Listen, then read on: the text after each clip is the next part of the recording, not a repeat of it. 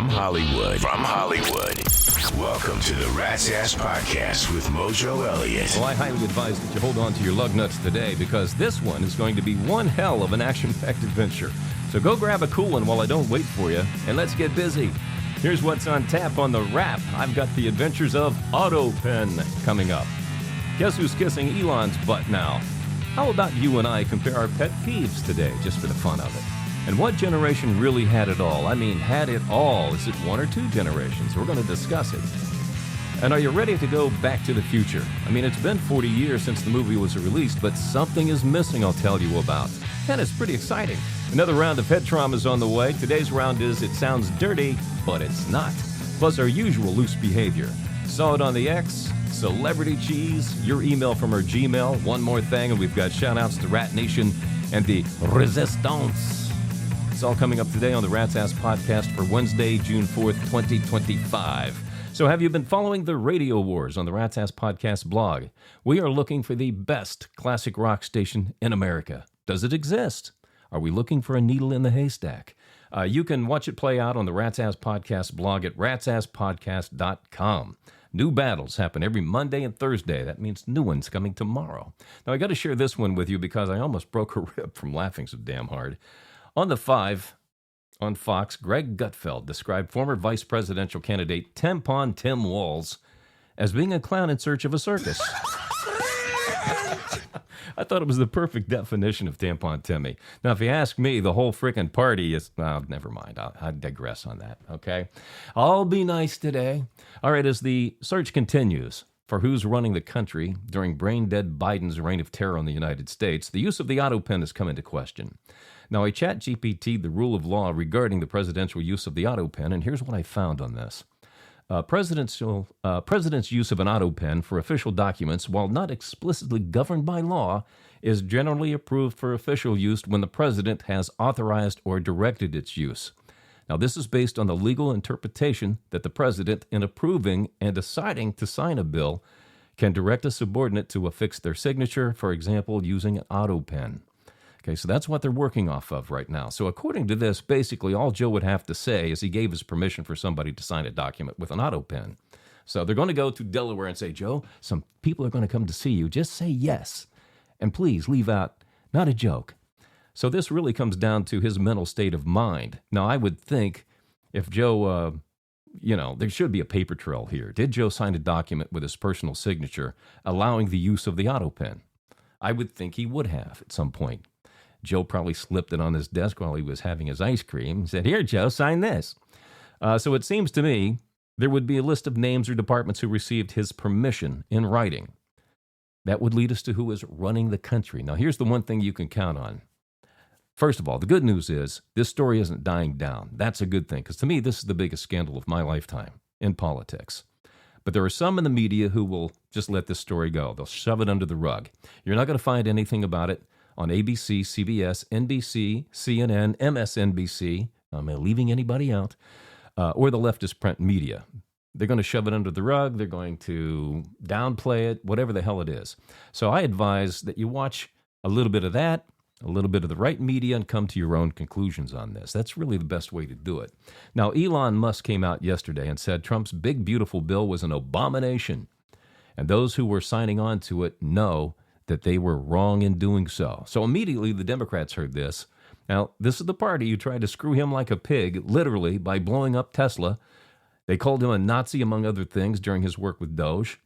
But they ran like a horde of rats saying they all agreed with him. I mean, bing, bing, bing, bing, bing. They all came out saying, we agree with Elon Musk. But when you think about it, didn't the Democrats just agree with a Nazi? Hypocrites. How about that?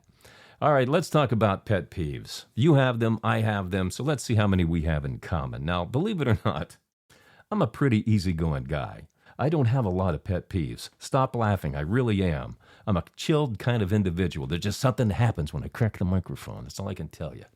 All right, many of them come from working in corporate radio, to be honest with you, because they loved buzzwords. Oh, if it was a buzzword, they would beat the living hell out of it. The one that toasted me, my nads for years, was Synergy. Now, I believed in Synergy wholeheartedly, but the word, oh, they beat it. They just beat it to death. Make sure if you do your plan, it has a lot of Synergy to it. Oh, I love this. such synergy involved. Let's beat the hell out of it. Beat the hell out of it. Then came the use of phrases like circle back. You're familiar with circle back, right? Or changing gears. How many of you have sat in the meeting and somebody say, all right, changing gears? I was like, well, wait a minute, time out here. Nobody said at the start of the meeting what gear we were in. So who was downshifting and who's in charge of the clutch here? All right? It just drove me nuts. And the one that literally caused me to say, fuck this, I'm done. This is when I walked away. When this question was being asked, what keeps you up at night? What keeps you up at night? If I ever meet the son of beeswax who came up with this one, I'm going to go Tony Montana on their ass. And that's a Scarface reference for our younger chromosomes. But oh my God, what keeps you up at night? Truth is, nothing keeps me up at night. It's radio. We're not trying to cure cancer here. But they would ask me this question, what keeps you up at night? Oh, Jesus Christ, Fred, last night I slept about 90 minutes because the other day I heard Fleabag play Michael Jackson segued into AC/DC, and it had no synergy whatsoever. That's the kind of hell I went through. But you have to give some bullshit answer. You can't say, nothing keeps me up at night. Because then they fire you at that point. Oh, he doesn't have anything keeping him up at night. He's brain dead, like Biden. So you had to come up with some lame brain excuse as to, God, I couldn't sleep last night. Oh, that's the one that just drove me okay, that's enough. I can't do it anymore. Get the straitjacket, carry me away to the funny farm. I'm done.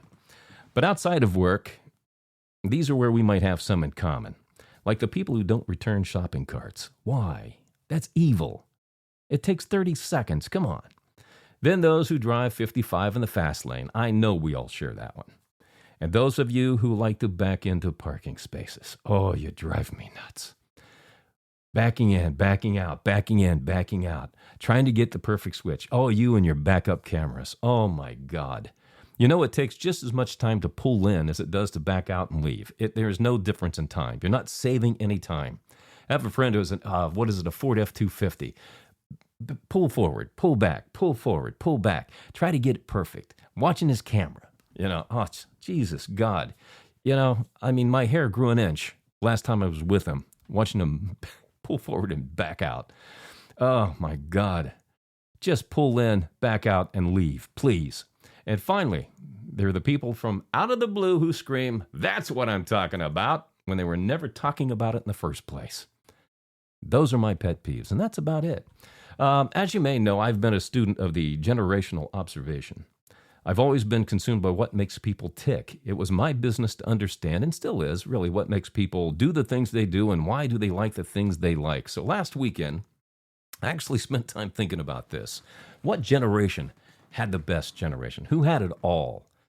Who didn't have to deal with a lot of BS, like what keeps you up at night that has energy to it? Who didn't have to really deal with that?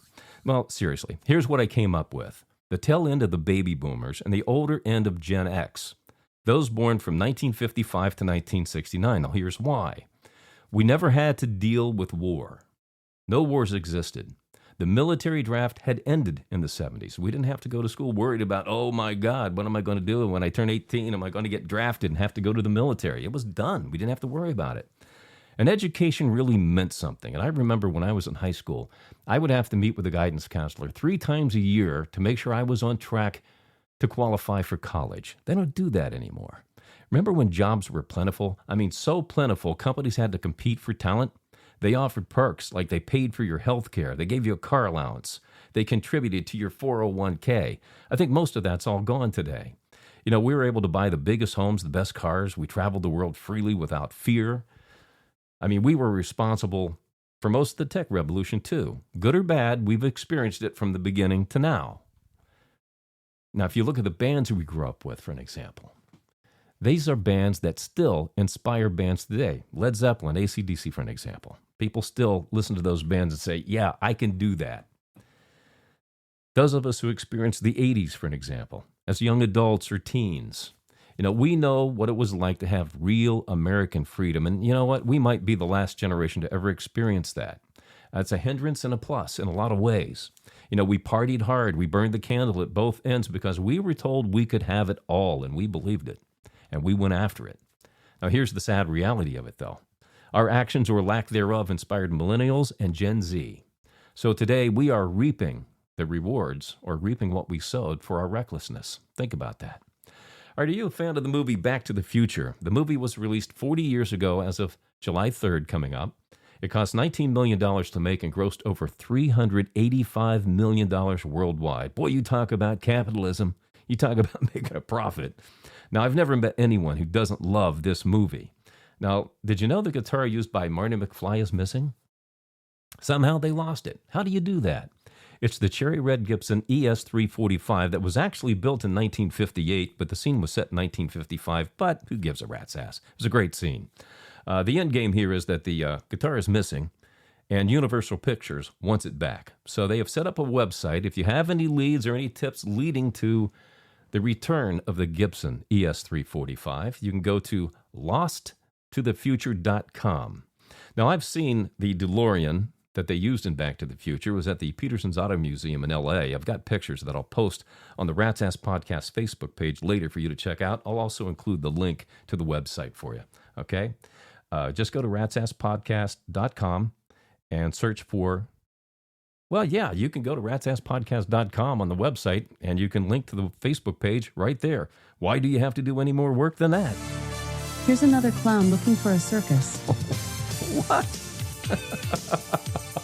The world-famous Mojo Elliott with Rat Sports. Oh, my God. Alexa, God, how they just toss you out the window? You know that? Try it and you'll see what happens. Well, maybe I'll just sell you then. You can sell me, but the next one will be worse. Who says I want another one for you? All right, tonight the NHL Stanley Cup Finals get underway between Florida and Edmonton. I'm taking Edmonton, as you know, but I think you're going to have to get ready for a 7-game series. These two teams are so evenly matched. The NBA Finals open up tomorrow night between Oklahoma City and Indiana. Will you be watching? The only thing I'm curious about is the TV ratings. Now, I did take OKC. Why? Because they had the best record in the NBA. They're 2-0 against Indiana this season. They had a harder road to ride to get to the NBA Finals than Indiana. Plus, they have that suffocating defense. And as in football, defense wins championships in basketball. In other NBA news, the dumbass New York Knicks fired Tibbs. Tom Thibodeau is gone. You know, when it comes to winning, Tibbs did more for the New York Knicks than any coach they've had over the past 25 years. I mean, who's out there? Who's the next genius the Knicks have found that's going to replace Tom Thibodeau? I can't wait to find out who it is. Maybe it's Spike Lee. I will tell you, New York, you just stepped on your dick, though. And to the assholes who keep vandalizing the Kobe Bryant mural in downtown Los Angeles, you better hope the Crips and Bloods don't catch you, because you'll disappear in the L.A. River faster than a white man lost in Compton after midnight. You feel me? Rat's Ass Podcast. Head trauma. All right, today we are playing It Sounds Dirty, but It's Not. Put these 3 clues together and tell me what they're describing. All right, listen close. You gently place me in your mouth. If I'm too big, I can make you gag. And I work best if you swallow. All right? You gently place me in your mouth. I'm too big. If I'm too big, I can make you gag. And I work best if you swallow. All right, kick it around, marinate on it, and we'll have the answer for you coming up a little bit later on the podcast. It's time for some loose behavior on the Rat's Ass Podcast. Oh, yeah. Let's find out what's happening on the Rat's Ass Podcast X feed. We call it Saw It on the X. Yes, OU812 posted this. Yeah, like the Van Halen album title.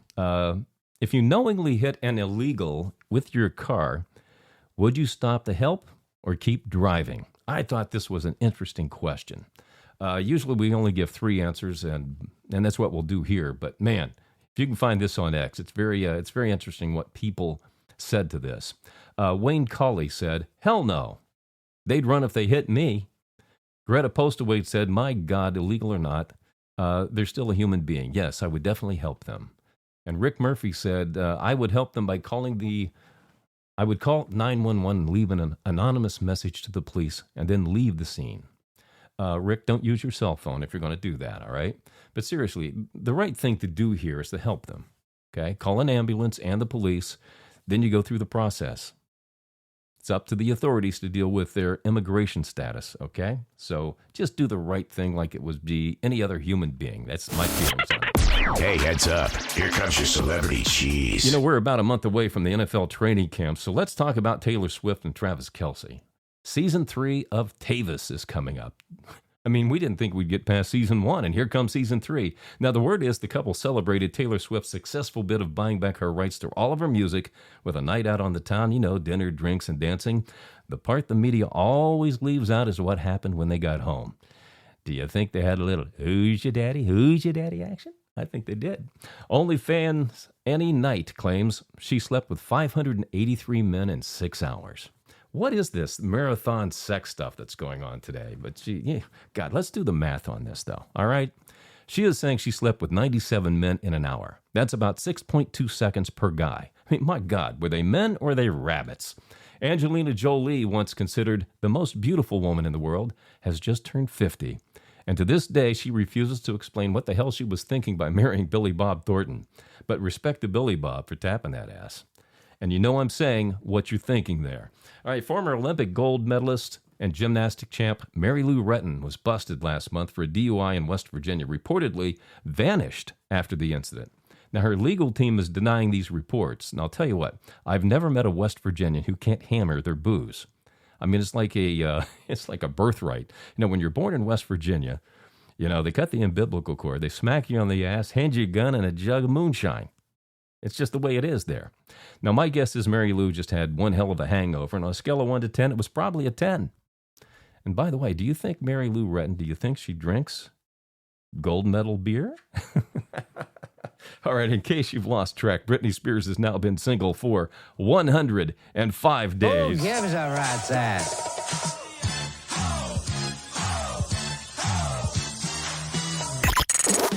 Rat's Ass Podcast. Email from our Gmail. All right, as you know, I don't read your email in advance. Fleabag forwards them to me and tells me where you're from, edits them down so I can read them rapid fire and on the fly. All right, Sam W. from Dothan, Alabama said, I've never heard you share your views about the Russian-Ukraine war. Are you for it or against it? Well, you know, my view on this is going to really tick a few people off, and that's okay, because I'm going to give you my honest opinion on it. To be quite real with you, just let them fight it out. Let them kill each other off. You know, I'm tired of throwing good money after bad. Number one, this thing has raged on for 3, going on 4 years. You know, what you don't want it to do is get out of NATO's control, the U.S. and NATO's control. As long as they're in control of it, keep it between those two countries. Just let them battle it out. And then we'll swoop in and take all the Ukrainian and Russian women from them. All right, Michelle M., Dayton, Ohio. Who do you think was running the country while Joe Biden was checked out? No, again, this is pure speculation. I've never said this before, but I think all roads will lead back to Barack Obama with inside help from Kamala Harris, Alejandro Mayorkas, and Joe Biden. That's just my outside looking inside opinion on that. All right, Curtis L., Lancaster, Pennsylvania. How much blame do you put on Kamala Harris and Alejandro Mayorkas for the role at the border? Fleabag, my God, so many political questions today. Okay, let's try to simmer down. Let's take the best one and let's have more fun with the email from the Gmail, okay? But to answer your question, you know what ticks me off about this? They were in charge of the border, okay? Kamala was the border czar. Alejandro Mayorkas was also working, and they lied to us repeatedly for 4 years. Borders closed. Every time you saw them, borders closed, borders closed. Lied to us as millions flied into the United States, unvetted. Now, we know what's been happening around the country. About every week, we've got a terrorist attack going on. Week after week, we've been dealing with this. And I'm questioning, you know, when do we hold politicians accountable? When they're in charge of something? I mean, to me, this is kind of like, hey, you know, you didn't clean up a spill on aisle 5, so you're fired kind of thing, and you just leave the store and you're done. Okay? At what point do we hold people accountable for their incompetence? Because we know those two, oh, my God. Boy, did we dodge a bullet last November. All right, Hadley K. from Keene, New Hampshire said, I just found your podcast and disagree with just about everything you say except your thoughts on religion and cutting out the middleman. What religion did you escape from? Fleabag. Politics and religion? My God. Come on. Are you trying to sync this up here or what, buddy? Come on. All right, well, you know what? Hadley, I grew up in the Baptist church. Did some time in the Nazarene Church before I was paroled, but that all ended when I was about 15 and was told I was old enough to make my own decisions. All right, Diego M. Cordoba, Spain said, what states have the most... Oh, finally.